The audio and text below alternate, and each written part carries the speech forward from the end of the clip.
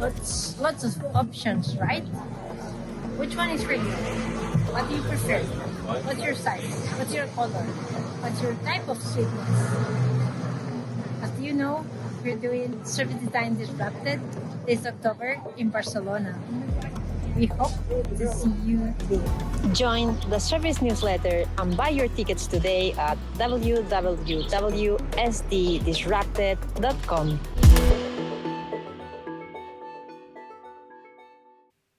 Thank you, Sylvia. Hopefully you've been following Sylvia as she missions through Barcelona. And as I should point out is that Service Design Disrupted is taking place in Barcelona. And if that's not a bonus and a big perk, I don't know what to say to you. Hey, my name is Werner Puchert, and I'm one of the producers at Service Design Disrupted, a team that's putting this on a conference for service designers 15 and 16 October, if I didn't mess up the date. But go to servicesddisrupted.com to buy tickets, to find out more about the event. And why are you watching this live? Because this is not the actual event. This is the preludes to the event where we grab some of the folks who are going to be with us at the event and some of my colleagues who are working on the event to have a little bit of a prelude discussion about the topics that we are exploring. Now, if you remember, we've spoken about it a little bit, is that we are kind of focusing on three elements. The one is the forces that are kind of influencing the industry as a whole, then the practice, service design, and then also us. How do we feel and how do we react to the changes in the world? And are we seeing changes? Are we experiencing that? And this is why I'm really excited about the conversation today, because the guests today is really people who are focusing on that area, the change. And that doesn't have to be a bad thing after all, right? But let me stop rambling. And before we begin, I'd like to introduce you to the two guests that we're going to have on today. Let me bring their awesome photos on here. So first, I want to introduce my colleague, Sylvia Calvet Martin. Sylvia is part of the team behind Service Design Disrupted, as I mentioned, and works across service design, UX. That's something that I found out recently. We actually crossed paths at certain events and we didn't even know about it. Innovation and organizational transformation. She has a real talent and knack for helping people navigate complexity and making space for meaningful conversations. And I can truly attest to that after working with Sylvia on this project. And then someone who I'm really excited about to interview, we've set this up way in advance. I've been planning to talk to her. And I'm also not going to hold anything against her because she spent some time in Australia. Now, if you're a South African or an Australian, you'll know where this little rivalry comes from. But I'm happy to be joined by Veron Lai. Veron is a service design consultant, design leader, and educator with over 20 years of experience. She teaches at the University of Arts in London and has spent her career exploring how design evolves across different organizations, cultures, and contexts. Tonight, Sylvia and Veron will explore the topic that we all have at the top of mind is what happens when the career story that we were given no longer matches the reality of the profession. Sylvia, Veron, welcome to the show. I'm really happy to have you here. I'll give you a chance to talk too, right? Because I always... There's a long introduction. But I'm not done yet. I'm not going to disappear yet because we're going to quickly do a rapid fire because, I mean, as things, I mean, Sylvia, I introduced you as this person who...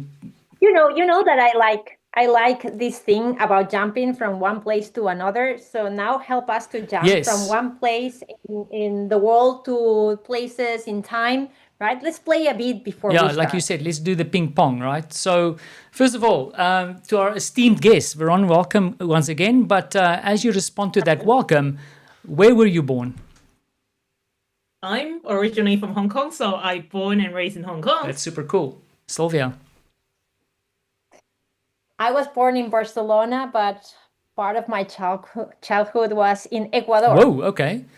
Then, where did you study design, Veron? Of course, you mentioned about Australia. So my first degree study design was in Melbourne, Australia. But I also studied design in London, which is the place where I teach now at University of the Arts London. Perfect. Sylvia, how can you better that? I cannot beat that because I never studied design. So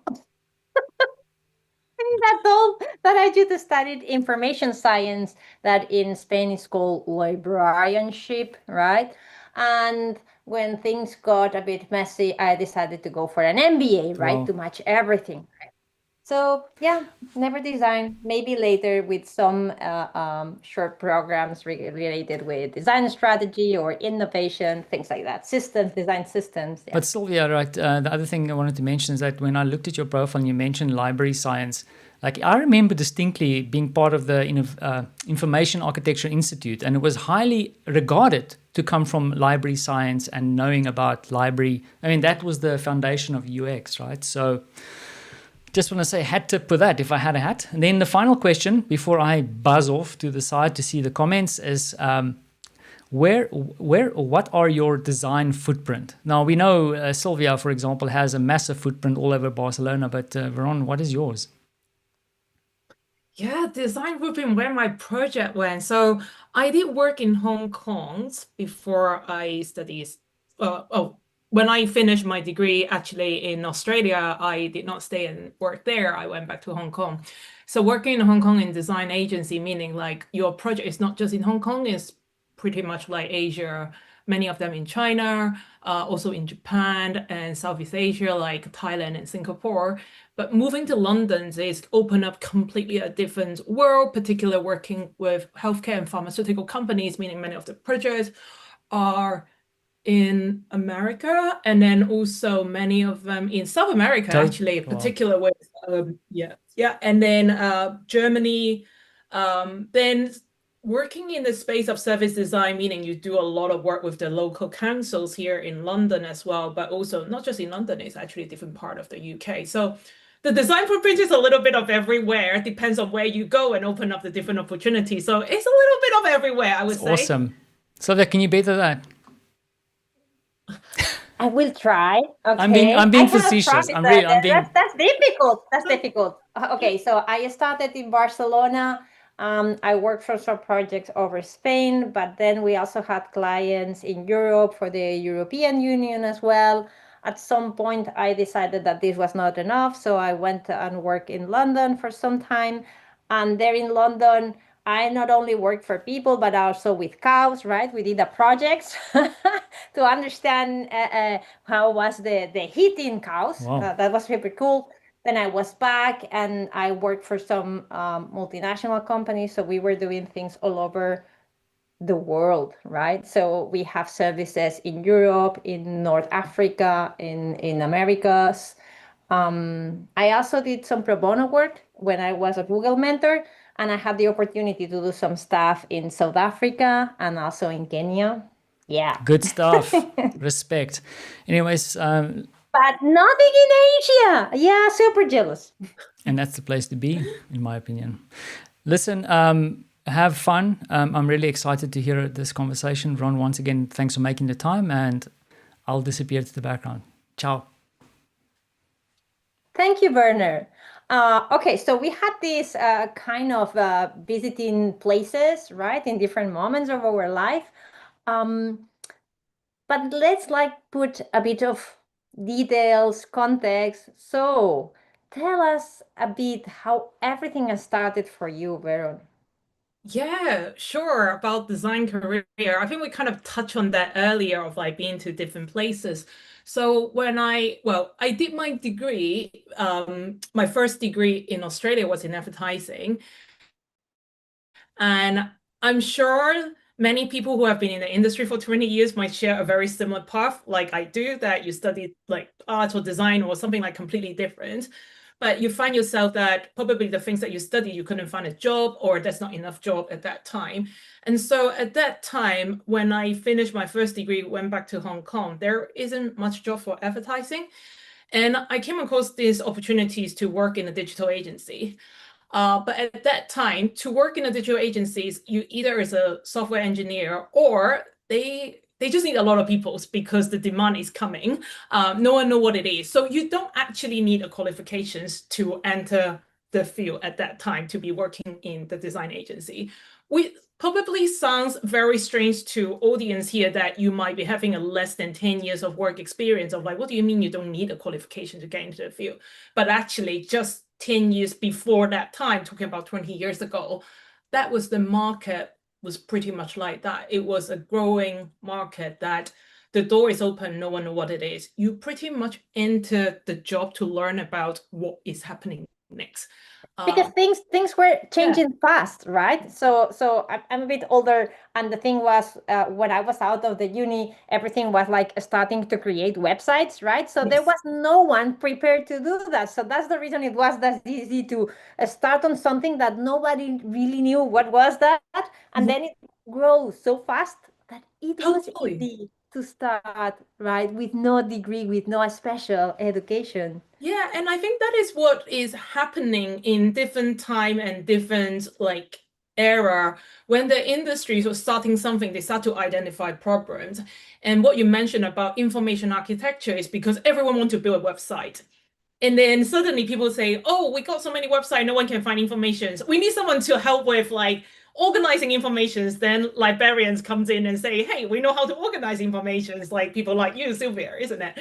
And then like experience design become a thing. And like, yeah, I think I definitely see that in the 20 years ago, and then how the industry suddenly asking for, we need more UX designer. And then later on, oh, we need more than a UX. And yeah. So you had this experience about getting into the place, you start doing things. How is the people that you had the opportunity to talk to? Did they have the similar starting point? Yeah, so talking about the research that I would like to share in the in October with the audience is I spent time speaking with over 30 peoples in Madrid, Barcelona, and Amsterdam. And they are, some of them are similar career paths, some of them are much more ahead, over 30 years. And back to your question, Sylvia, is like, they have similar but different journey because each of the market and opportunities presents different type of I think I would say like different type of opportunities but different type of challenge. So talking about Madrid, for example, people I met there, they were saying like, oh, we're actually pretty much the first few people talking about design as an innovation process. So we were literally the only one, and no one knows what we're talking about. And so that present a very interesting dynamic if you compare to what we're talking about nowadays. Like you have to pitch against each other, and they're talking about we have no one to pitch against us, but we need to find people who would like to listen to us. And so that is a very interesting dynamic. And yeah, I wonder what was your reflections of how you started as well, Sylvia? In my case, as I never thought, right, that I was doing design, because it was that, right, information architecture, starting to build things, and at some point I really connected that with UX, and it's when I started to see that there were other people having other resources on the top of mine, right? And now that you mention these places where you have been talking to the career, it's true. At the beginning in Spain, when I started my career, early 2000, there were no one doing anything. There were no name. There was no UX, right? We were learning that. It was not a mature environment. But let me jump back to your research, because that made me think, okay, we have been traveling to a lot of places. Why Madrid? Why Spain? Why the Netherlands? Right? What make you do your research-based research in these places? Yeah, when I started to do that research, I thought, well, a couple of reasons why I started. It was because in the last 10 years, I find myself start to do a lot of coaching for students or professionals on building a portfolios. And the irony is I entered the industry without portfolios. But in the 10 years time, that is one of the key things that becomes a requirement for anyone to get into the industry. But 20 years ago, there wasn't. Like no one asked you for a portfolio. Like you enter, you learn, and then you build experience. But now every single levels, like people ask for you to present portfolios in order to get into the industry. And so that's one thing. But what I found was that the time have changed, but it's also the industry have changed a lot. And being in London for the last 17 years, what I find was that I want to see what I'm experiencing in London. Is it just in London? And something really exciting about London is when you work in London, you meet people from all over the world.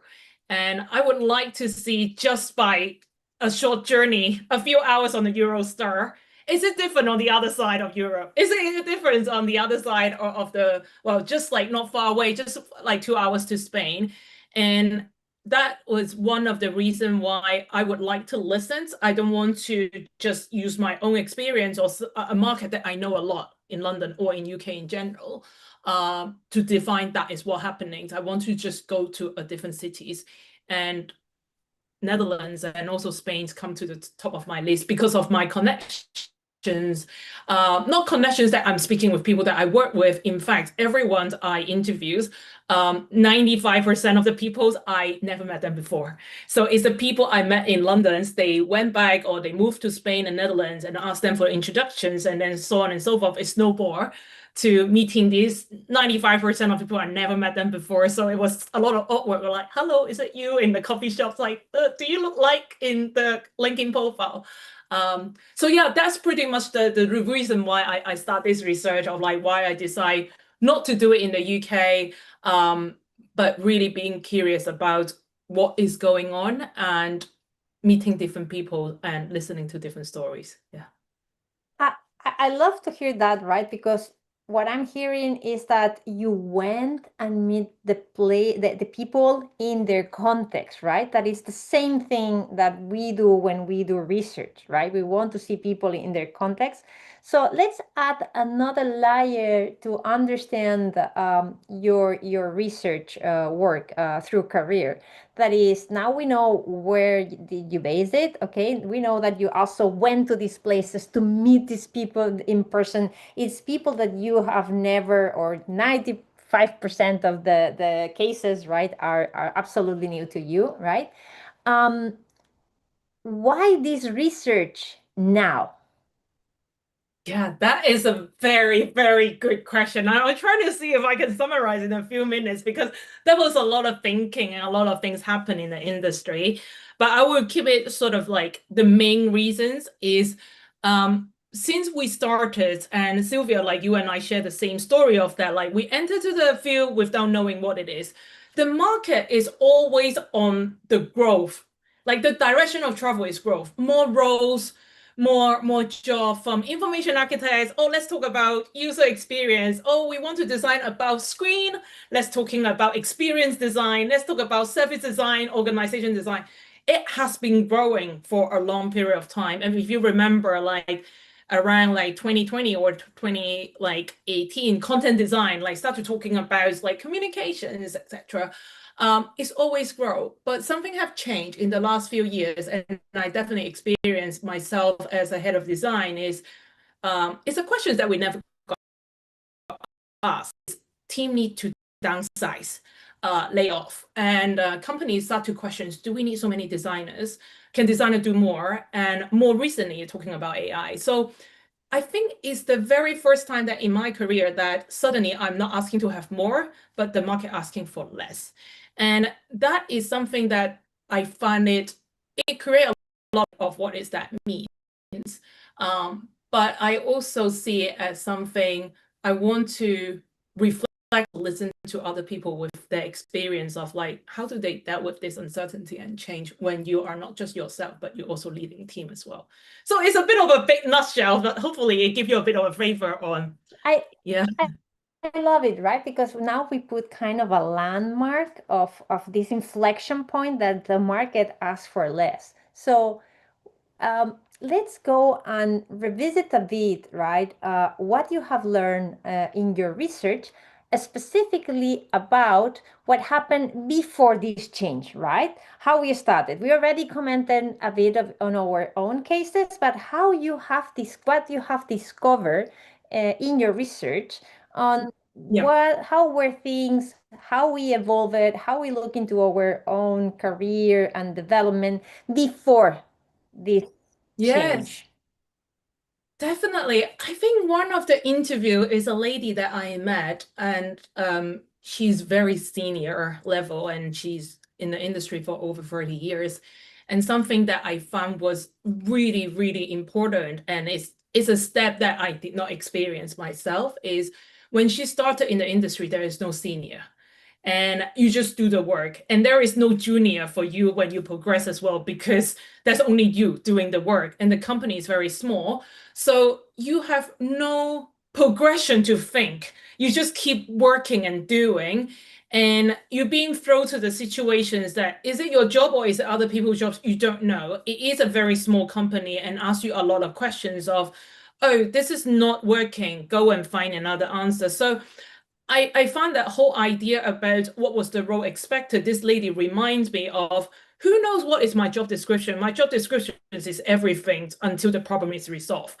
And I was like, oh yeah, I love that. I love it. I love how calm she just say, like, your job description is until everything resolved.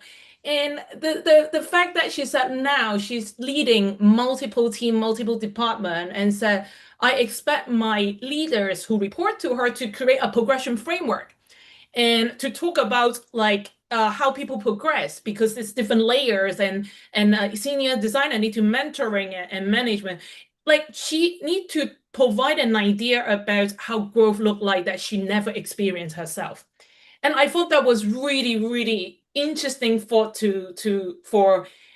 us to remember how quickly the market have changed, but also how much even people are very experienced and further down the line, like 30 years experience, they are learning and making suggestions on the things that they never experienced themselves.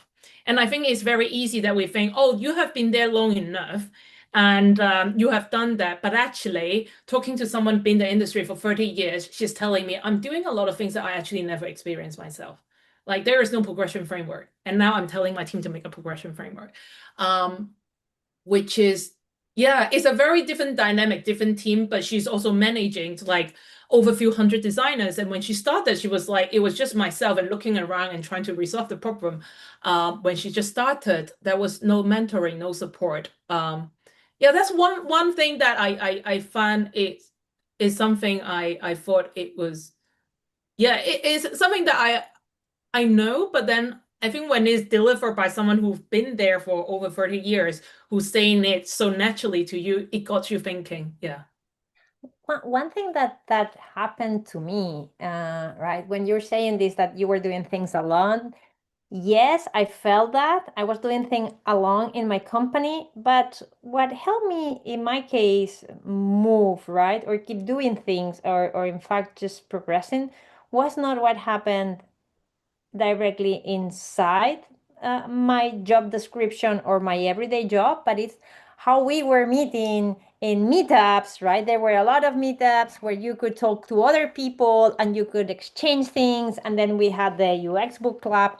I'm a librarian, right? So Of course, something of natural. course.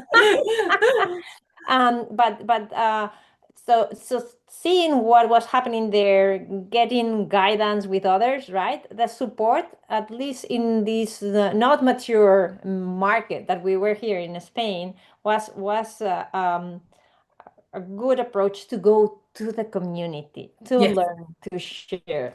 And also, you mentioned another thing that I can relate a lot to, that it's job is not it's not done until, right, until it's finished, right? You don't know where you need to start, what you need to be doing, because one of the things that happened to me is that I was doing, I'm not sure how to call it, right? It depends to whom you're talking to, but because I was not only doing the screens, but I trying to understand the problem, right? How we need to approach this, how we connect to business goal, right? How to create these models or a framework to make sure that this works over time and it's not just on a screen, and that asked me to go to this MBA, as I mentioned before, right? Try to understand business.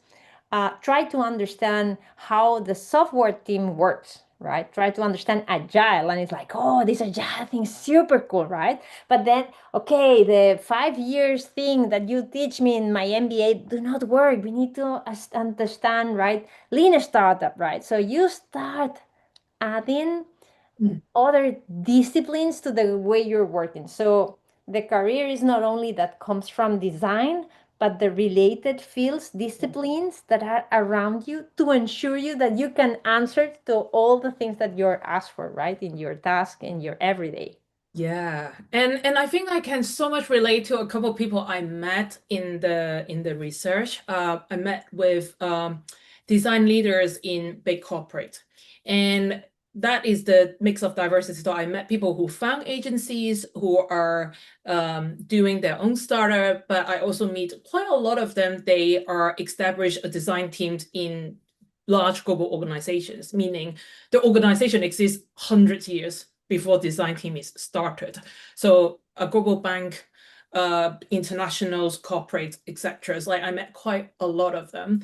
And one thing that's very much related to your point is you are a designer, but you are operating within a bank. So you are basically an employee inside a financial institute. So the ask of like, what do you do as a designer is very different when you compare to perhaps a designers in a government, perhaps a designers in a consumer products company. So like you need to really understand how the systems and how everything's work.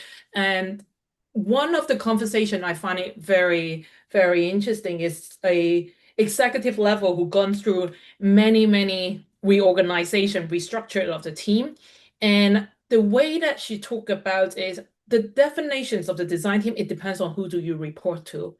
And I find the very simple way of how she explained it in a way that it means so true, and also getting a lot of designer thinking like, oh, why I'm doing this? I'm a designer, I should be doing X. But I find she used a very sort of the reality check way of like, well, who is paying for your design functions? Like why you exist in part of the bigger systems, be it a bank, be it a government, like who do you report to? And that is something that I find, like you said, like design have growth the demand, but at the same time, it's like it being plugged into different organizations and the shape and the look and the functions look completely different. Yeah. So now that we have looked to all these things, what would you say that are the 3 or 5 learnings or aspects that help unfold the career before this change, that this landmark change that we mentioned? Yeah, speaking with 30 people, and the thing I would like to share in Barcelona is talking about, I almost describe the design industry as a cities. Like you got this landmark, you got the train stations, you got a botanic gardens, you got the neighborhood, but everyone walking there with different experience. Like you might be entering the same places, but you depends on what you decide to do. Do you like to stay there for a long time? Who did you met there? How it changed? And that is pretty much the stories that collecting this 30 different narrative into a different chapters of stories. So what I found was something I would say surprised me, or well, which one should I start? I will start with the one that did not surprise me, and that is your questions about how the career unfold. Is there are a lot of things happening isn't the choice of the individuals. Like the industry and how the market, how the design team suddenly grow by 5 times. Like you enter as the first designer, the next moment you know it, like you're suddenly managing 5 people and you never really have experience to be a manager. It's like, you know, those sort of story, I hear so many of them. And that is because suddenly like your company signed a big contract and then they need 20 more people and you're the first one in the building. So you're now the manager. And so it's very reactive to what is happening. That did not surprise me. It's a very common stories of it. But the unflow part that I find I love this question is, design career can look very much passive, like what I mentioned earlier, that, oh, suddenly you need more 20 people and you're the first one and you suddenly become the manager. But at the same time, I see more story of people decide, even though it looks great, everything looks awesome, but it's not for me, and people step away from it. And I find that is pretty much the opposite of being passive. It's pretty much like, it is my decisions that I don't think this is for me and I would like to do something else, be it moving to a new country, be it like I met people who deliberately want to step down from the positions, which is quite not the story that you probably would like to hear, or like that is not the story you're telling yourself when you just graduate from a design school. Of course, you kind of seeing like it's a ladder, like career described as a ladder. You keep going up. Why you want to go down? And I met quite a few people in my research that they actually decide to go down, and that is against like going against the tide of what you probably have that narrative in your head to keep pushing up, and then you decide to no, I want to go a different direction. So career could unfold very much passive, but also it could be not very passive, like it's your decisions of making different things. So that's definitely something came out a lot from all these 30 people that I have met. Yeah. So now that we have all these adventures, right? That it could be passive or not. It's not about this mental model of going up. Now we have, bam, this change, right? Something changed. Yeah. Let's discover what is this change? What is different now? Yeah, what have changed? And I think there's a few things change, which is first thing, as I mentioned sort of briefly just now, the layoff happening in the last few years is suddenly like companies want to have less people. And it's not just design, it's every single industry. And I think majority, if you're working in design or tech industry, like we have been in a very long time of company just got bigger, like we're scaling. And I definitely on that ride myself of like joining a company and suddenly I have to hire 10 people in a year and then suddenly become 20 people, like it happens. And suddenly we ask very different questions of we need less. And I think that is a massive change because you suddenly find yourself having less job, having more peoples. And I think the bigger thing is what you were promised as an idea when you study design. So I'm talking about people who are younger. So if you study design, let's say in 2015, like you look at the market outside, you look at everybody, it's like, oh, there is this team growing. Of course, I finished this, I should be doing this. And also the progression, right? The Yeah, progression exactly. was super fast. You started as junior and in 3 years you were senior, and it's like, totally. what? Totally. Like I definitely met like so many people. They said like, oh, in like 3 years time, I'm already a design principals. And then like I met people in a large corporate and he was talking about, I'm in my 50s right now. And it took me this amount of time, this amount of experience become senior. So like exactly, Sylvia, like the expectations of what is happening in a very short period of time compare someone who is in the 50 and someone who is in the 20, you could have the same title. And it happens. And I think that is a very big change that is happening in the industry and has been quite confusing to a lot of young designer as much as the very senior designer as well. Yeah. So we have this ask the market asks for less, and then we have these parities, these differences between, right, senior label for people with different type of experience. Then with the rest of the ask, it's also, right, less people and the layoffs, right? And this new way of doing things, because another big change I would say is artificial intelligence, right? So yeah. I remember when I started that it was super cool to start just doing website. One of the first things that I did, I was teaching people, right, to code HTML pages, right? Yeah. You cannot say that that's coding, but anyway, right? You were marking up, right? HTML. And now more or less is the same. There is not a clear guide on how to do some things, and you are supposed to introduce artificial intelligence, but you, as the same as everyone else, with different kind of thinkings and mental models. So how this has appeared in your research? Yeah, I think everyone, literally everyone I spoke with, and myself included, and Sylvia, you were also included in that camp, is like we entered to the industries of learning the job as part of the job. So I remember starting with resizing images, and that is about consistency and professionalism. the ask was not about learning Corel Draw and Photoshop. If anyone are confused what is Corel Draw, it's a software that we use to draw pictures and Photoshop. Well, Photoshop is still here, but like that, those are the time that I started. And it's not the software, it's about the consistency and professionalism. It's about the judgment of like what is a good quality and what's not. And many of them that I have met are in that. And even earlier, I'm talking about printing as well. And so like they are talking about judgment, but like that good judgment was not about the letterpress machine that they were talking to me about. It's not about printing, it's very expensive. So you have to proofreading 7 times before it change anything. Uploading a website, you cannot just delete the image. It will take another time for the server to upload. Those are the days. And that isn't about the software, it's about that judgment. Now that's gone with like AI. People say, oh, I want something quicker. And that is something that it was very uncomfortable with the research that people I have met.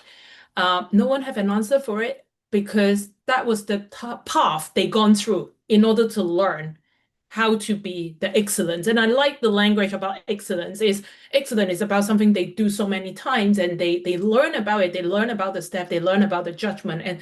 And then we talk about taste, and I don't like the word taste, but it's actually when you're looking at something, you think, oh, this is good enough, and that is not good enough. And everyone I met in the research, they said like, that was actually a very useful school.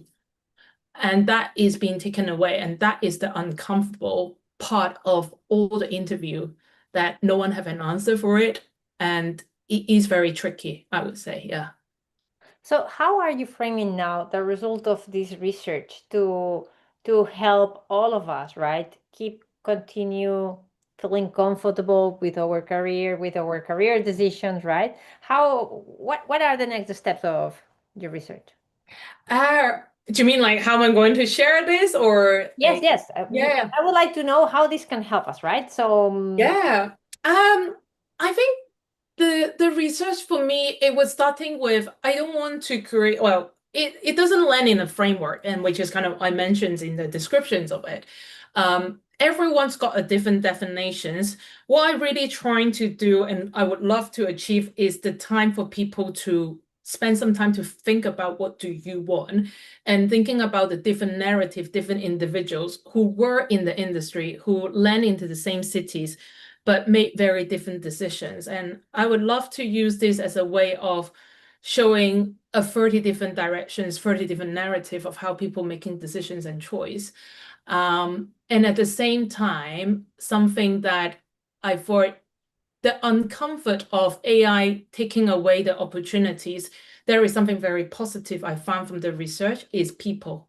Like people are so generous about helping other people to be successful. And there are times that we got very worried about what technology is taking away from us. But I think I experienced firsthand, not only through my career, but also the moment that I talked to people about this research, talking to these design leaders, they said like, you know, Veron, you got me thinking, how can I help? Because I'm on the other side now, and I would like to spend a moment to think about how can I help the young and the new generations of designer, because the opportunity I was given and now is taken away, and they're not imagine the world that those opportunity will come back as how it was. But I thought it was the conversations and time that they sit down with me for hours and talking about it. They were like, you know what, like you got me thinking about something. How can I help? And I think that is something that I hope is something, I don't know what will be the result, but it's an intended outcome that I achieved from this research. I was thinking about, I would like to document story, but I'm hoping that can create other story for other people. Yeah. Also, you mentioned something regarding how you are presenting all of these a moment ago, right? That it's kind of a landscape.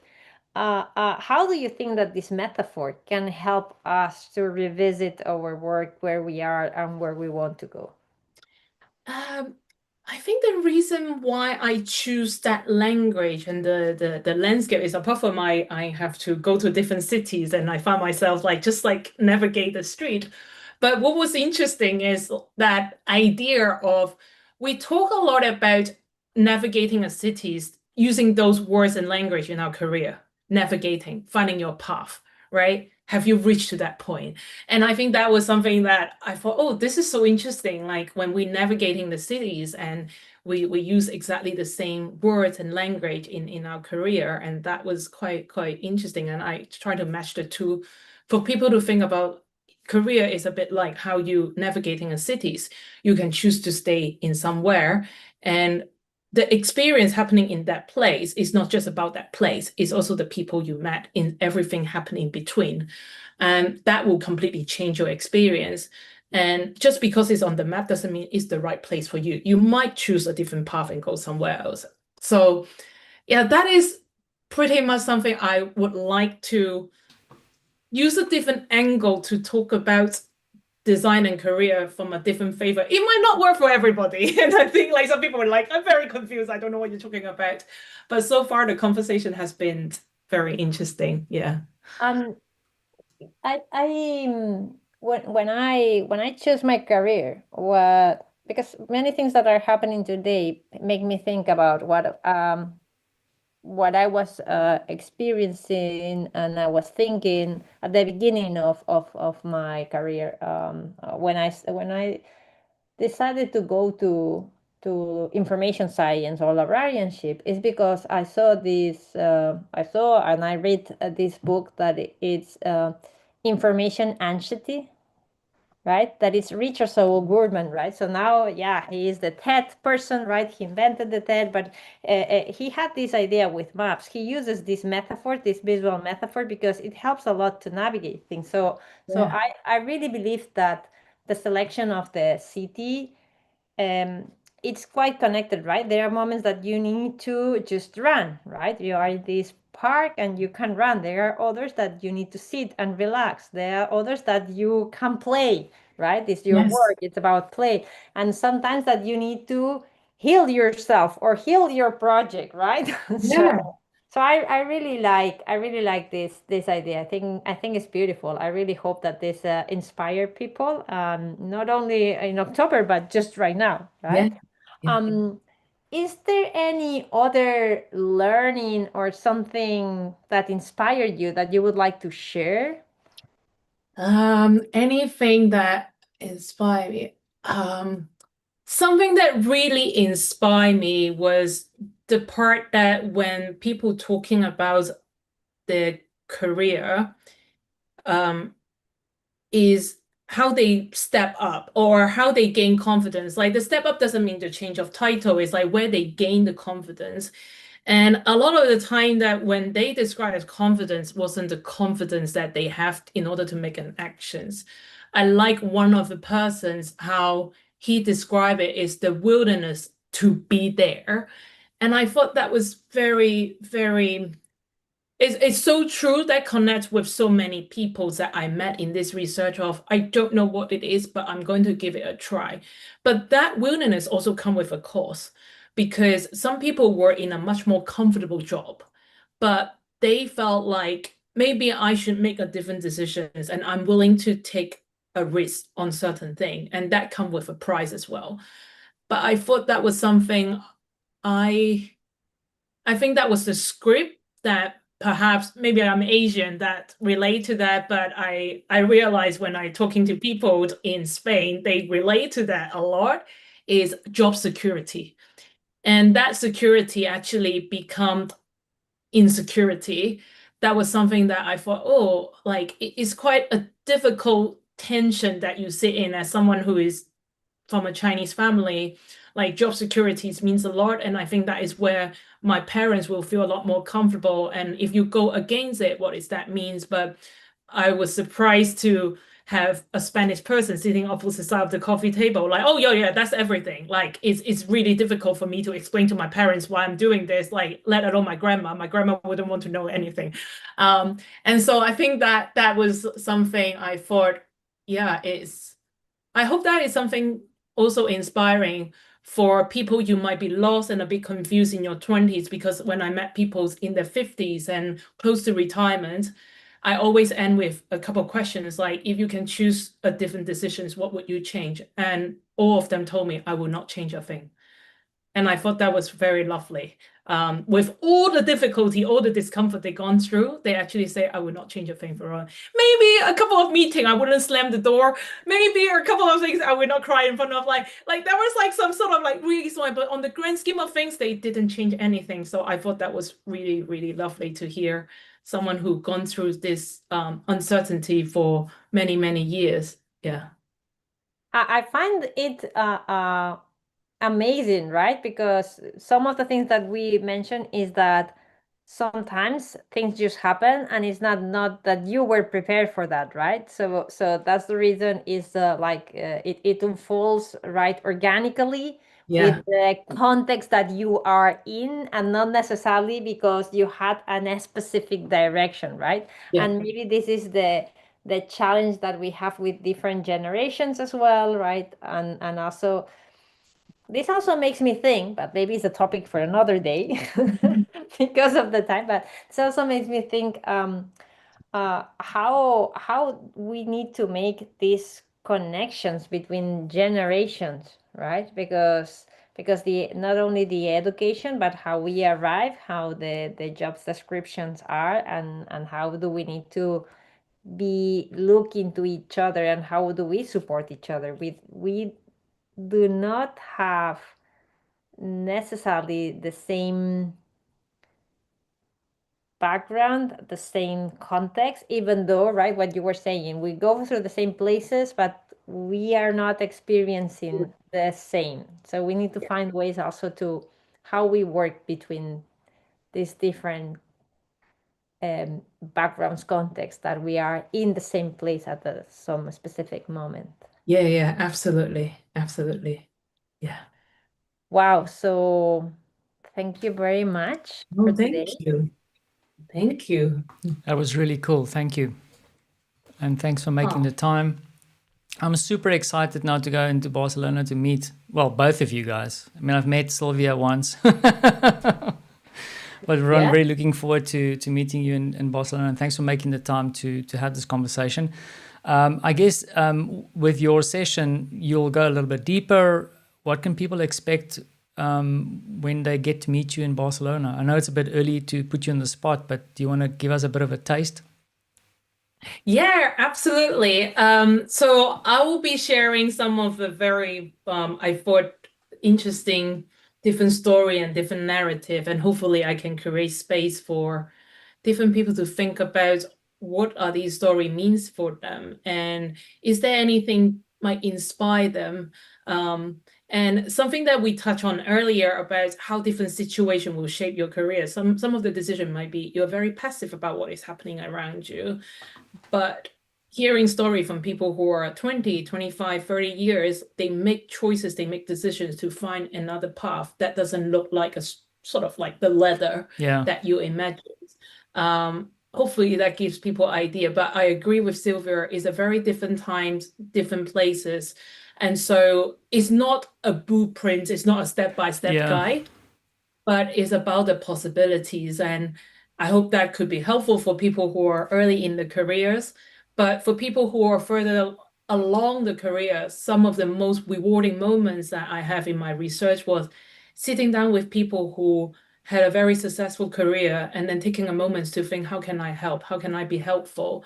So I hope there is something for everybody in the room, that you are on different sides, and it's not about this report for young generation. This is a guide for leadership. It is an open dialogue. It's story that connects people. Yeah, I guess we've been, because listening to you, because I was frustrated in the background because I want to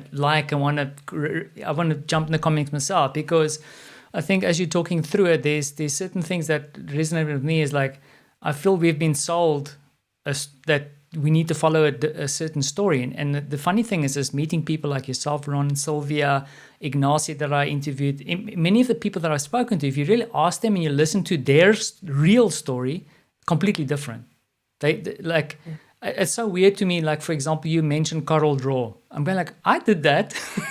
And it's like something that I've mental. I'll forgive you for the whole Australian thing. We are now friends. The thing is, like, these little connection points, which is kind of random, because I thought I was the only guy who remember Coral Draw, and you come in like. But anyway, I Yep. think let me leave it there because we need to end the stream. It was brilliant, and I don't want to give the whole spiel away. People need to buy tickets to come see you, Veron, and Yes, Sylvia. yes, yes. She's also cool.